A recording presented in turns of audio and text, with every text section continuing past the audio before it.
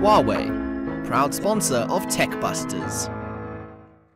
The evolution of the smartwatch, and I think the big gorilla in the room, as you said, is Apple, so we'll have to wait and see what they do. But just watches and generally wearable devices, I think that this year is going to be the year of the wearable, whether it's a watch, whether it's some kind of a health device that we're going to see. And really at CES again, as you love to wear a strap-on. Don't mention it. In fact, I saw a device that was launched at CES. It's these headphones that have a built-in heart rate monitor, the pedometer's built in, everything's built into it.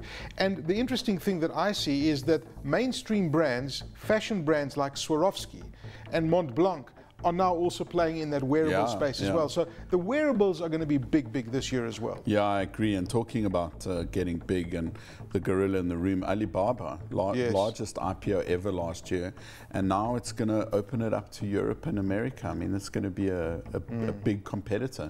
Yeah, and I agree with you. I think that we're going to see a lot of these kind of services, even in Africa. Where you look at what's happening, the evolution that's happening in Africa in the tech circles is amazing, and the innovation that's taking place is amazing. I mean, you talk about this often in your TED Talk, but the delivery services, the alternative ones that are being used in Nigeria, for example, the innovation that's taking place in the continent is interesting. In case readers don't know, you can deliver an Amazon, buy something like an Amazon-like service or an eBay-like service, and it get delivered to you on a motorbike in 40 minutes in Lagos. I mean, just to get anything done in 40 minutes delivered in Lagos, that's remarkable. So I think one of the things that's going to help South Africa catch up, say, with Kenya and the rest of the world in terms of internet services is that a lot of fiber is coming online. Dead right. Beginning of this year. And we're going to see the consolidation of a lot of networks and a lot of companies. We're going to see data prices coming down as well. But I think that's a nice list that we've built up, and we mustn't forget, of course, drones, which are going to be playing a big role in the world that we're living in, and of course the cloud in the background, which is making all of these things happen. And you mentioned the phablets. I think phablets are going to be very sexy in 2015. Yeah, they're still the fastest growing device. I mean, I now use a phablet, you use a phablet. I wonder who convinced you to get a phablet? Gee, it must have been Justin Hume. Well, there you go. That's a look at some of our predictions that we're going to see this year. But Toby and I reckon that it's going to be a very exciting year in the world of technology, and just some of the hints and highlights that are going to explode. Not to forget the gorilla in the room. The Empire Strikes Back. Will Microsoft make a resurgence or not? That's going to be something we'll be talking about exciting through the year. Stuff. One thing's for sure, we're in for an exciting year.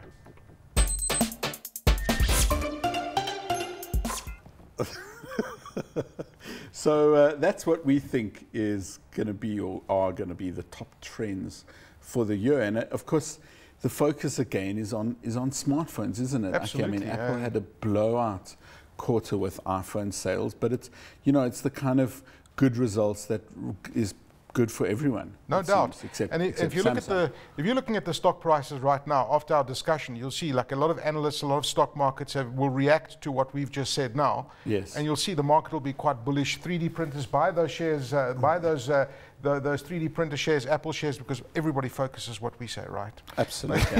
I'm going to go out there and buy 3D printer shares. But it's amazing. We were talking about how the smartphone market's plateaued. We've got the Mobile World Congress coming up now. But I mean, a company like Huawei, for example, look at the quality of those devices. I mean, you can see the amount of money they spend on research and development. All of these guys, you've got the Xiaomis of China as well. But I mean, you've mentioned it before, the Chinese revolution is coming. I think this is the year of the rise of the Chinese smartphone manufacturers, all of those that you've mentioned. There's also Lenovo. Yeah. And in their own right are a significant smartphone maker. And they bought Motorola. So very interesting times coming, really. And another one to watch is Alcatel.